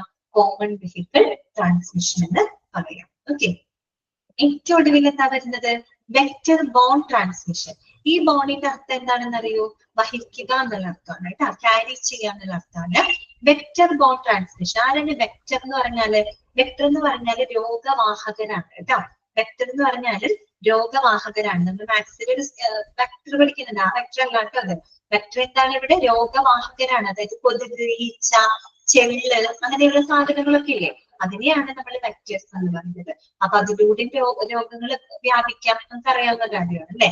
This occurs when such as mosquitoes, flies, rats and other vermin transmit microorganisms. ഈ പറയുന്ന കൊതുക്, അതുപോലെ തന്നെ ഫ്ലൈസ്, എലികള്, മറ്റുള്ള വെർമീൻസ്, കീടങ്ങള്, ഇത്തരം മൈക്രോ ഓർഗാനിസംസിനെ ട്രാൻസ്മിറ്റ് ചെയ്യാം. അതൊക്കെ വെക്ടേഴ്സ് ആണ്, രോഗവാഹകരാണ് അല്ലെ. ഓക്കെ, അപ്പൊ ഇത്രയാണ് 5 മോഡ് ഓഫ് ട്രാൻസ്മിഷൻ എന്ന് പറയുന്നത്. ഇതൊക്കെയാണ് 5 മോഡ്. നമ്മൾ പഠിച്ചത് ഏതൊക്കെയാണ്? ഒന്ന് കോണ്ടാക്ട് ട്രാൻസ്മിഷൻ ആണ്, അതിൽ തന്നെ ഡയറക്റ്റ് കോണ്ടാക്ട് ഉണ്ട്, ഇൻഡയറക്റ്റ് കോണ്ടാക്ട് ഉണ്ട്. ഓക്കെ, ഡയറക്റ്റ് ആകുമ്പോൾ ഡയറക്റ്റ് ഫിസിക്കൽ കോണ്ടാക്റ്റിലൂടെയാണ്, ഇൻഡയറക്റ്റ് ആകുമ്പോൾ ത്രൂ ആൻ ഇന്റർമീഡിയറ്റ് കണ്ടാമിനേറ്റഡ് ഒബ്ജക്റ്റിലൂടെയാണ്. ഓക്കെ, അതാണ് കോണ്ടാക്ട് ട്രാൻസ്മിഷൻ. രണ്ടാമത്തെ നമ്മൾ പഠിച്ചത് ഡ്രോപ്ലെറ്റ് ട്രാൻസ്മിഷൻ ആണ്. അവിടെ ട്രാൻസ്മിഷൻ ത്രൂ ഡ്രോപ്ലെറ്റ്സ് അല്ലെ, ഡ്രോപ്ലെറ്റിലൂടെയാണ് ട്രാൻസ്മിറ്റ് ചെയ്യപ്പെടുന്നത്.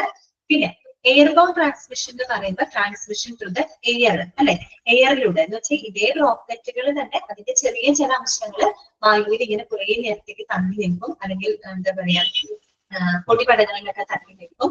എന്നിട്ട് അതിലൂടെ എന്ത് ചെയ്യണ രോഗാണുക്കൾ ട്രാൻസ്മിറ്റ് ചെയ്യപ്പെടും. അതാണ് എയർബോൺ ട്രാൻസ്മിഷൻ, വായുവിലൂടെ വന്നിരുന്നത്. പിന്നെ കോമൺ വെഹിക്കിൾ ട്രാൻസ്മിഷൻ എന്ന് പറഞ്ഞാല് കണ്ടാമിനേറ്റഡ് ആയിട്ടുള്ള ഫുഡ്, വാട്ടർ, എക്യുപ്മെന്റ്സ്, ഡിവൈസസ് വഴിയായിട്ട് വരുന്നതാണ് common vehicle transmission. Last but vector bone transmission. ഇതിൽ നിന്ന് എങ്ങനെയൊക്കെ ചോദ്യങ്ങൾ പ്രതീക്ഷിക്കാം നിങ്ങൾക്ക്? ഒരു ചോദ്യം വേണമെങ്കിൽ നിങ്ങളോട് ചോദിക്കാം, ഏറ്റവും മോസ്റ്റ് കോമൺ ആയിട്ടുള്ള ട്രാൻസ്മിഷൻ ഏതാണ് മോസ്റ്റ് കോമൺ ആയിട്ടുള്ളത്? ഡയറക്റ്റ് ആണ്, സോറി കോണ്ടാക്ട് ട്രാൻസ്മിഷൻ ആണ് അല്ലെ. ഡ്രോപ്ലെറ്റ് ട്രാൻസ്മിഷൻ എന്ന് പറഞ്ഞാൽ ഡ്രോപ്ലെറ്റ്സ് നമ്മൾ ചുമയ്ക്കുമ്പോ, നമ്മൾ തുമ്മുമ്പോ, നമ്മൾ സംസാരിക്കുമ്പോഴൊക്കെ നമ്മുടെ ശരീരത്തിൽ നിന്ന് നമ്മൾ പോലും അറിയാതെ ചില അംശങ്ങൾ പുറത്തോട്ട് തെറിക്കുന്നുണ്ട് അല്ലെ. അതിനകത്ത് ഈ പറയുന്ന രോഗാണുക്കൾ, നമ്മളൊരു പേഷ്യന്റ് ആണ്, ഞാനൊരു പേഷ്യന്റ് ആണ്, എനിക്ക് ഇൻഫെക്ഷൻ ഉണ്ട്, ഞാൻ സംസാരിക്കുമ്പോൾ എന്റെ വായിൽ നിന്ന് പുറത്തു പോകുന്ന ചിലപ്പോ ചില ഉമിനീരിന്റെ അംശങ്ങൾ വഴിയായിട്ടും മറ്റുള്ളവരിലേക്ക് രോഗം വ്യാപിക്കാം അല്ലെ. അതാണ് ഡ്രോപ്ലെറ്റ് ട്രാൻസ്മിഷൻ എന്ന് പറയുന്നത് കേട്ടോ. സിയ ആണ് ചോദിച്ചത്, റിസ്ലിക്ക് മനസ്സിലായെന്ന് വിചാരിക്കുന്നു കേട്ടോ. ഓക്കെ, അപ്പൊ അതാണ് കോണ്ടാക്ട് ഫോൺ അല്ല, കോണ്ടാക്ട് ബോൺ ആണ് കേട്ടോ. ബോൺ BORN കേട്ടോ, കോണ്ടാക്റ്റിലൂടെ വഹിക്കുന്ന എന്നുള്ള അർത്ഥമാണ് കേട്ടോ. ഓക്കെ, പിന്നെ നിങ്ങളോട് ചോദിക്കാം, the transmission through mosquitoes, flies, rats and other vermins. ഏത് ടൈപ്പ് ഓഫ് ട്രാൻസ്മിഷൻ ആണ് അത്? മോഡ് ഓഫ് ട്രാൻസ്മിഷൻ ഏതാണ്? ത്രൂ മോസ്കിറ്റോസ്, ഫ്ലൈസ്, റാറ്റ്സ് ആണെങ്കിൽ എന്താ പറയാ? വെക്ടർ ബോൺ ട്രാൻസ്മിഷൻ അല്ലെ, അങ്ങനെ പറയും. ഇനി നിങ്ങളോട് ചോദിക്കുകയാണ്, the transmission through contaminated food, water, medications, devices and equipment ആണെങ്കിൽ അത് ഏത് ടൈപ്പ് ഓഫ് ട്രാൻസ്മിഷൻ ആണ്? അത് ഏത് ടൈപ്പ് ആണ്? കോമൺ വെഹിക്കിൾ ട്രാൻസ്മിഷൻ ആണ് അല്ലെ. കോമൺ വെഹിക്കിൾ ട്രാൻസ്മിഷൻ ആണ്, ഇൻഡയറക്റ്റ് അല്ല, കോമൺ വെഹിക്കിൾ ആണ് കേട്ടോ. ഈ ഇൻഡയറക്റ്റും കോമൺ വെഹിക്കിൾ ആയിട്ട് നമുക്ക് ചെറിയൊരു സിമിലാരിറ്റി ഫീൽ ചെയ്യും കേട്ടോ, ചെറിയൊരു സിമിലാരിറ്റി ഫീൽ ചെയ്യും. പക്ഷെ ഇൻഡയറക്റ്റ് എന്ന് പറയുമ്പോൾ നേരിട്ട് നമ്മൾ നോക്കുകയാണെങ്കിൽ കൂടുതലും ഇൻസ്ട്രുമെന്റ്സ്, സിറിഞ്ചുകൾ, ബ്ലഡ് സ്റ്റെയിന് അങ്ങനെയൊക്കെയാണ് എടുത്തു ചോദിക്കുക കേട്ടോ. കോമൺ വെഹിക്കിളിലാവുമ്പോൾ കണ്ടാമിനേറ്റഡ് ഫുഡ്, വാട്ടർ, ഡിവൈസ് അങ്ങനെയൊക്കെ എടുത്ത് ചോദിക്കുകയാണെങ്കിൽ അതാണ് common vehicle transmission. Okay, clear ആയെന്ന് വിചാരിക്കുന്നു. 5 മോഡ് ഓഫ് ട്രാൻസ്മിഷൻ പഠിച്ചല്ലോ, എളുപ്പമല്ലേ അത്? മനസ്സിലാക്കി വെക്കുക കേട്ടോ. അടുത്തത്, അപ്പൊ നമ്മള് 5 മോഡ് ഓഫ് ട്രാൻസ്മിഷൻ നമ്മൾ കണ്ടുകഴിഞ്ഞു. ഇനി നമുക്ക് ഇത്രയും പഠിച്ചതിന് അടുത്തത് നമുക്ക് ഇനി എന്താ പഠിക്കേണ്ടത്? എങ്ങനെ ഇതിനെ പ്രിവെന്റ് ചെയ്യാം അല്ലെ. രോഗാണുക്കളുടെ വ്യാപനത്തെ പറ്റി നമ്മൾ മനസ്സിലാക്കി, 5 രീതിയിൽ വ്യാപനം നടത്താം. ഇനി നമ്മൾ അടുത്തത് എന്താണ്? പ്രിവെന്റീവ് മെഷേഴ്സ് ആണ് അല്ലെ. ഇത്തരം വ്യാപനത്തെ നമുക്ക് എങ്ങനെയൊക്കെ പ്രിവെന്റ് ചെയ്യാനായിട്ട് സാധിക്കും, അതിനെ പറ്റിയാണ് നമുക്ക് പഠിക്കാൻ. പ്രിവെൻഷൻ. ഈ പ്രിവെൻഷനിൽ തന്നെ നിങ്ങൾക്ക് ഏകദേശം ഒരു 8ഓളം പോയിന്റുകൾ പഠിക്കാനുണ്ട് കേട്ടോ. Up to infection control committee വരെ പ്രിവെന്റീവ് മെഷേഴ്സ് ആയിട്ട് ബന്ധപ്പെട്ട വിവരങ്ങളാണ് കേട്ടോ. 1 മുതൽ 8 വരെ പോയിന്റുകൾ പഠിക്കാം. ഓക്കെ, അപ്പൊ നമുക്ക് നോക്കാം, ഓരോന്ന് നോക്കി. ഇതൊക്കെ നിങ്ങൾക്ക് അറിയാവുന്നതാണ് കേട്ടോ, ഇതൊന്നും പുതിയതോ പഠിക്കാൻ ബുദ്ധിമുട്ടുള്ള കാര്യങ്ങളെ അല്ല, ഇതൊക്കെ കോമൺ സെൻസ് നമ്മൾക്ക് അറിയാവുന്ന കാര്യങ്ങളാണ് കേട്ടോ. വേറെ എക്സ്ട്രാ പോയിന്റുകളൊന്നും വരുന്നില്ല അതിനകത്ത്, അത് നമുക്ക് വായിക്കാം. Okay, prevention. കൺട്രോളിങ് എന്താണ് വിഘ്നേഷ്? വെക്ടേഴ്സ്. വെക്ടേഴ്സ് എന്ന് പറഞ്ഞാല് രോഗവാഹകരാണ് കേട്ടോ. കൊതുക്, ഈച്ച, ചെല്ലുകള് അതൊക്കെ വെക്ടേഴ്സ് എന്നാണ് അതിനെ പറയാ കേട്ടോ. രോഗവാഹകരാണ് കേട്ടോ. വെക്ടേഴ്സ് എന്ന് പറഞ്ഞ മനസ്സിൽ ചിന്തിക്കുക, അത് ഈച്ച, കൊതുക്, ചെല്ല്, കീടങ്ങള് അങ്ങനെയുള്ളതിനാണ് നമ്മൾ വെക്ടേഴ്സ് എന്ന് പറയുന്നത് കേട്ടോ.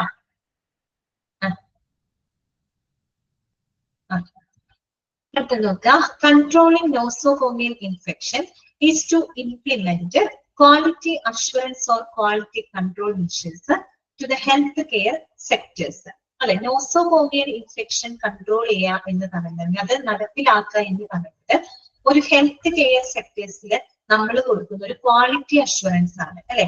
ശരിക്കും പറഞ്ഞ ഒരു ഹോസ്പിറ്റലിന്റെ ക്വാളിറ്റി അഷ്വറൻസ് എന്നതുകൊണ്ട് അഷ്വറൻസ് അല്ലെങ്കിൽ ക്വാളിറ്റി കൺട്രോൾ എന്ന് പറഞ്ഞാൽ അവിടെ ഇത്തരത്തിലുള്ള ഇൻഫെക്ഷൻസ് ഒന്നും വരാൻ പാടില്ല അല്ലെ. അത്തരം ഇൻഫെക്ഷൻസിന് നമ്മൾ നല്ല രീതിയിൽ എന്ത് ചെയ്തിരിക്കണം?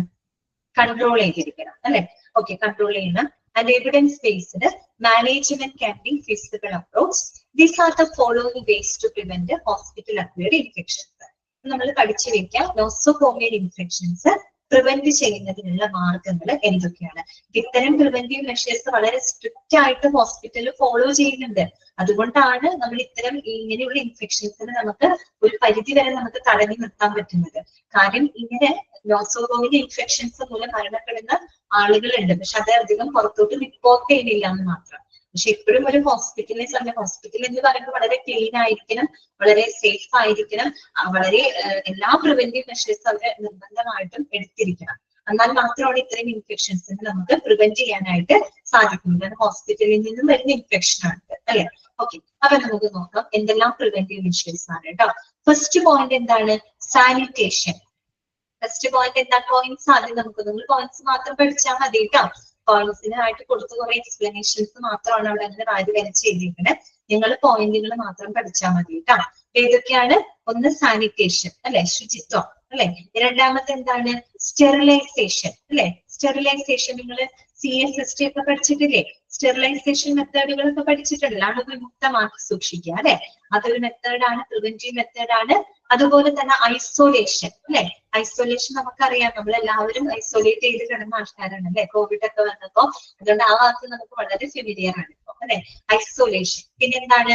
Hand washing. ആ സമയത്ത് തന്നെ വളരെ എന്താ പറയാ ഇമ്പോർട്ടന്റ് ആയിട്ട് വന്നൊരു സംഭവമാണ് ഹാൻഡ് വാഷിംഗ്. പിന്നെന്താണ്?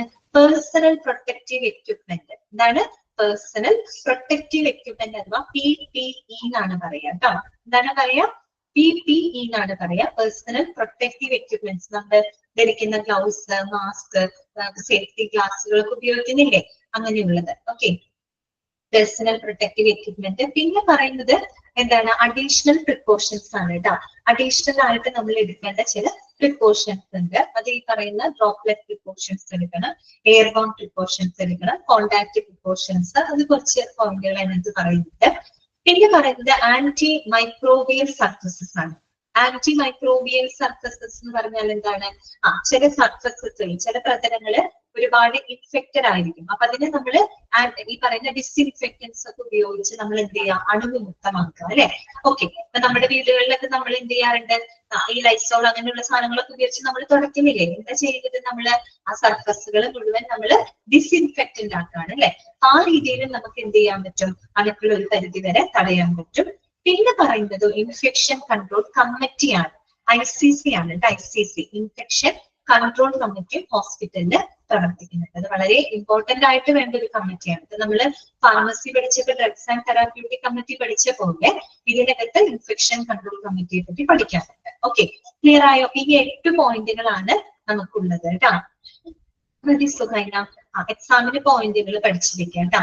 ഈ പോയിന്റിനകത്ത് പറയുന്ന കാര്യങ്ങളൊക്കെ സിമ്പിൾ ആയിട്ടുള്ള കാര്യങ്ങളാണ്. ജസ്റ്റ് ഒരു എക്സ്പ്ലനേഷൻ മാത്രമാണ് അവിടെ കൊടുത്തേക്കുന്നത്. പോയിന്റുകൾ പഠിച്ചു വെക്കാം. എന്തെല്ലാം പ്രിവെന്റീവ് മെഷേഴ്സുകൾ നമുക്ക് എടുക്കാം.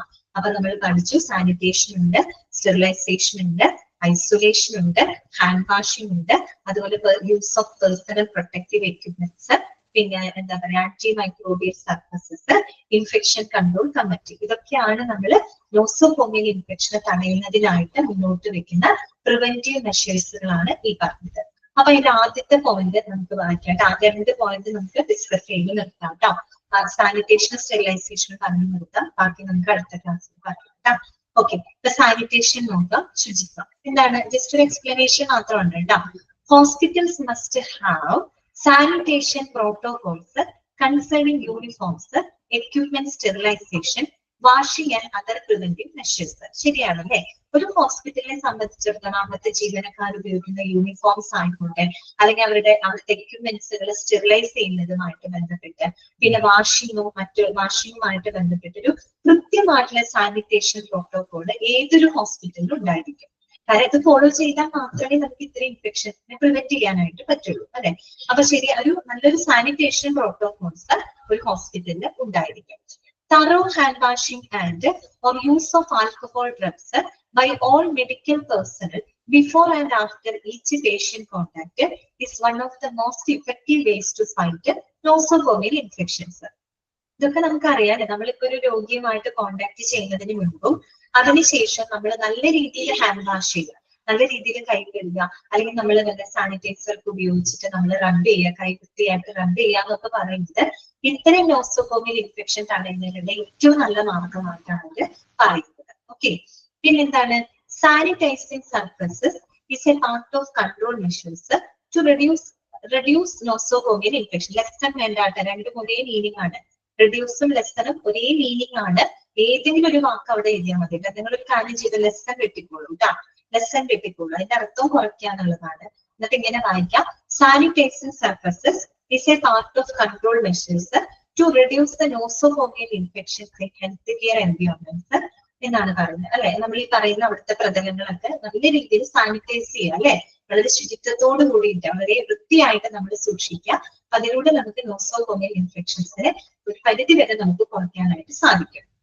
അപ്പൊ അതിന് വേണ്ടിയിട്ടൊരു കൃത്യമായിട്ടുള്ള സാനിറ്റേഷൻ പ്രോട്ടോകോള് എല്ലാ ഹോസ്പിറ്റലിലും ഉണ്ട്. ഓക്കെ, പിന്നെ എന്താണ് പറയുന്നത്, പേഷ്യൻസ്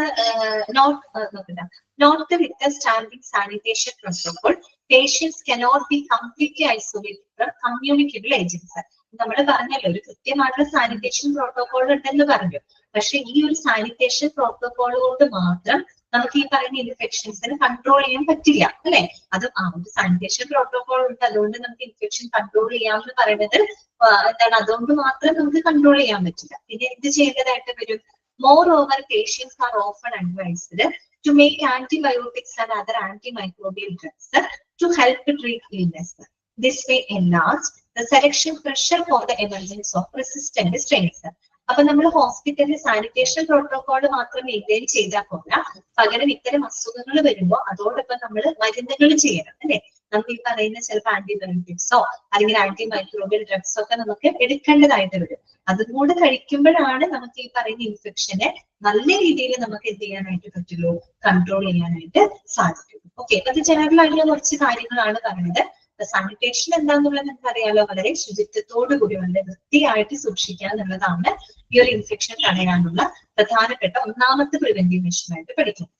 ക്ലിയർ ആണല്ലോ? ഓക്കെ ആണല്ലോ? ഇന്ന് ഇത്രയും മതി. ഓക്കെ, ഇന്ന് ഇത്രയും മതി കേട്ടോ. അപ്പൊ ഞാനിന്ന് അൺമ്യൂട്ട് ചെയ്യാണ്. എന്തെങ്കിലും ഡൗട്ട് ഇന്നത്തെ ക്ലാസ്സിലുണ്ടെങ്കിൽ നിങ്ങൾക്ക് ചോദിക്കാം കേട്ടോ.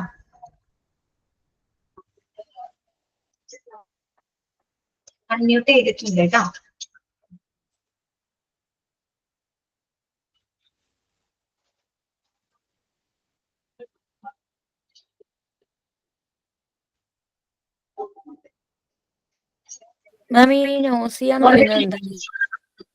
എന്താണ് നോസിയ?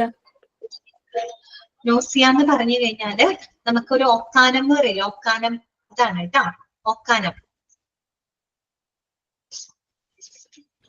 Tendency four vomiting. അതെ, ഒക്കാനം വരാം, ടെൻഡൻസി ഫോർ വോമിറ്റിംഗ് തന്നെ കേട്ടോ, ഛർദ്ദിക്കാനുള്ളൊരു ഫീലിംഗ് നമുക്ക് തോന്നാം കേട്ടോ. ഓക്കെ ആണോ ഇന്നത്തെ ക്ലാസ്? ക്ലിയർ അല്ലേ? ഇതൊക്കെ എളുപ്പമാണ്, നിങ്ങൾക്ക് എളുപ്പം മനസ്സിലാക്കാവുന്ന കാര്യങ്ങളാണ്. അങ്ങനെ ഓക്കെ ആണെങ്കിൽ നമുക്ക് ഇന്നത്തെ ക്ലാസ് വൈൻഡപ്പ് ചെയ്യാം കേട്ടോ. എന്താണ് കോമൺ വെഹിക്കിൾ അല്ലെ? കോമൺ വെഹിക്കിൾ എന്ന് പറഞ്ഞു കഴിഞ്ഞാല് നമ്മൾ ഈ പറയുന്ന മലിനമായിട്ടുള്ള ഭക്ഷണം, അതുപോലെ തന്നെ വെള്ളം, ഓക്കെ, അതുപോലെ തന്നെ ചില ഉപകരണങ്ങൾ, ഇപ്പൊ നമ്മള് ഇരിക്കുന്ന കസേര അല്ലെങ്കിൽ നമ്മൾ എഴുതാൻ ഉപയോഗിക്കുന്ന മേശ, അങ്ങനെയുള്ളതൊക്കെ കണ്ടാമിനേറ്റഡ് ആണ്, മലിനമാണെങ്കിൽ നമുക്ക് അതിലൂടെ എന്ത് സംഭവിക്കാം? ഈ പറയുന്ന അണുക്കൾ നമ്മുടെ ശരീരത്തിനകത്ത് പ്രവേശിക്കാം. അതാണ് കോമൺ വെഹിക്കിൾ ട്രാൻസ്മിഷൻ എന്ന് ഉദ്ദേശിക്കുന്നത് കേട്ടോ. കണ്ടാമിനേറ്റഡ് ആയിട്ടുള്ള, അതായത് മലിനമായിട്ടുള്ള ഭക്ഷണം, വെള്ളം അല്ലെങ്കിൽ മറ്റുള്ള പ്രതലങ്ങൾ, മേശയുടെ ഇതോ അല്ലെങ്കിൽ കസേരയോ അങ്ങനെയുള്ള പ്രതലങ്ങൾ വഴിയായിട്ടൊക്കെ എന്തുണ്ടാവാം? ഈ പറയുന്ന രോഗാണുക്കൾ നമ്മുടെ ശരീരത്തിനകത്തോട്ട് പ്രവേശിക്കാം. അതിനെയാണ് നമ്മൾ കോമൺ വെഹിക്കിൾ ട്രാൻസ്മിഷൻ എന്ന് പറയുന്നത്. ഓക്കെ, ക്ലിയർ ആയോ പറഞ്ഞത്? വിഘ്നേഷ് അല്ലേ ചോദിച്ചത്? ഓക്കെ, അങ്ങനെയാണെങ്കിൽ നമുക്ക് ഇന്നത്തെ ക്ലാസ് വൈൻഡപ്പ് ചെയ്യാം കേട്ടോ. ഓക്കെ ആണെന്ന് വിചാരിക്കുന്നു. ഓക്കെ ആണല്ലോ? ശരി ശരി കേട്ടോ. Thank you. Thank you miss. Thank you miss. Thank you ma'am.